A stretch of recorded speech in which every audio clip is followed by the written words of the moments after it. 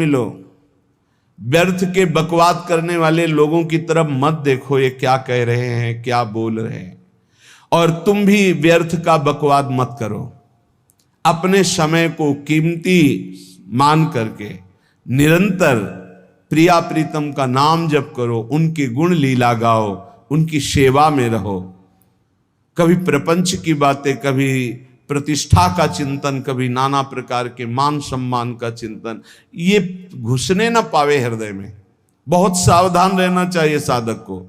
ऐसी बातें देखो मत, ऐसी बातें सुनो मत जिससे तुम्हारा हृदय उद्विग्न होकर प्रभु का चिंतन छोड़ दे।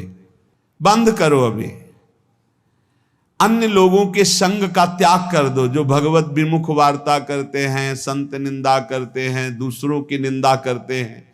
कुछ हाथ नहीं लगता, ये लोग दुर्गति को प्राप्त होने वाले हैं। भक्तन निंदा अति बुरी भूल करे जिन कोय, किए सुकृत बहु जन्म के छिन में दारे खोए। पर निंदा के किए ते नहीं, आवत नहीं कछु हाथ, मूर्ख पर्वत पाप को ले चल अपने साथ। तो अलम कश्यापि संगत्या, ऐसा संग मत करो जिनके पास बैठने से भक्त निंदा, जन निंदा, भगवत निंदा हो। ऐसे से दूर रहो। अलम बंद कर दो ऐसे लोगों का संग। रात दिन हम श्यामा श्याम का नाम जप करेंगे, श्यामा श्याम के लीला गुण गाएंगे, श्यामा श्याम के ही धाम का शोभा का चिंतन करेंगे। जब तुम अपना जीवन श्यामा श्याम के चरणों में न्यौछावर कर दोगे तो पूरा भार श्यामा श्याम ले लेंगे और तुम्हारे हृदय में मस्ती आ जाएगी। जो ऐसा निश्चयी होता है, दृढ़ निश्चयी, उसके अंदर दृढ़ विश्वास, तो उसके हर समय भगवान की स्फूर्ति होती रहती है। भारी प्रतिकूलता में भी भगवान का सानिध्य अनुभव होता है। वो अनुकूलता में तो भगवान के दुलार को देखता है, लेकिन प्रतिकूलता में भगवान की विशेष कृपा को देखता है। ये संयोग, ये वियोग, संसार की ये द्वंद्वमयी वृत्तियां भक्तों के हृदय में नहीं चुभती। आए की हुज्जत नहीं, गए की तलाश नहीं, क्योंकि नित्य संयोग भगवत स्मृति के प्रभाव से प्रभु का रहता है। शोक, विषाद बहुत ध्यान देने योग्य विषय है। तभी लोगों को ऐसा लगता है कि ऐसा कैसे हो सकता है। भक्त के चरित्रों को जब सुनते तो लगता है ऐसा कैसे हो सकता है, ऐसी परिस्थिति में भी ऐसा कैसे हो सकता है।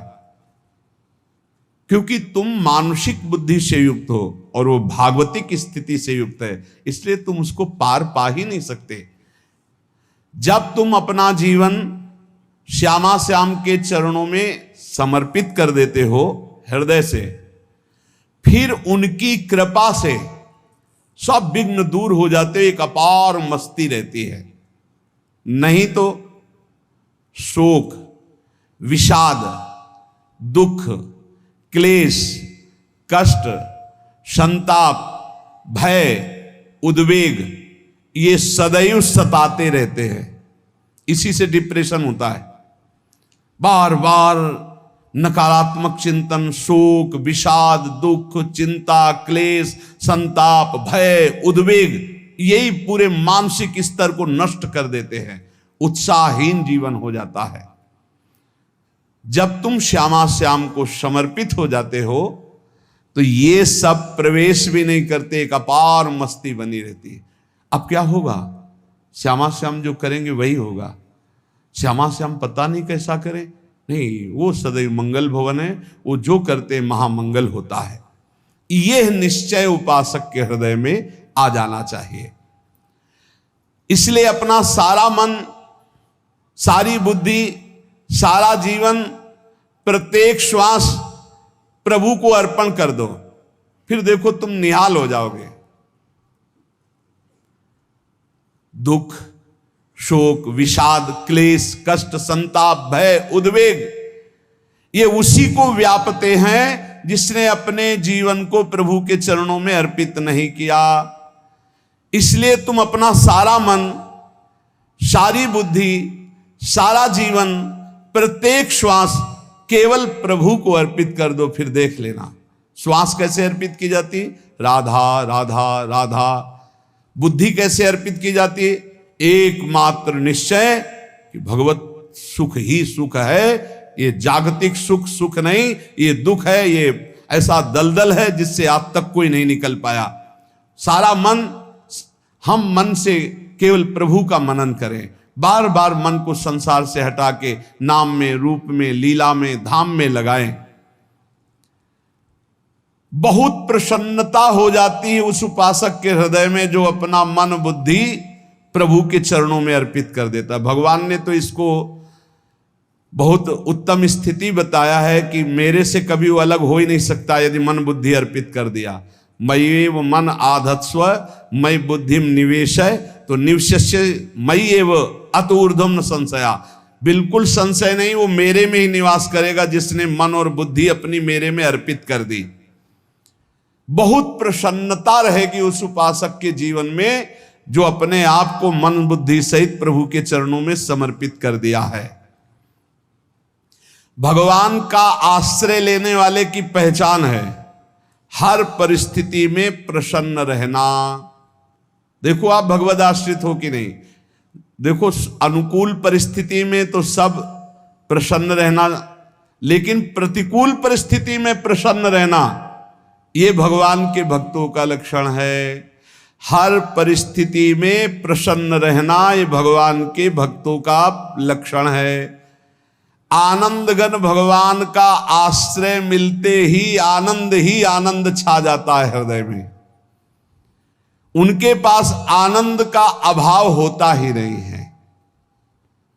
जैसे सूर्य का प्रकाश उदय होते ही सूर्य का प्रकाश संपूर्ण अंधकार को नष्ट कर देता है, ऐसे ही भगवान का संपूर्ण आश्रय लेते ही सब दुख चिंता शोक नष्ट हो जाते, आनंद ही आनंद।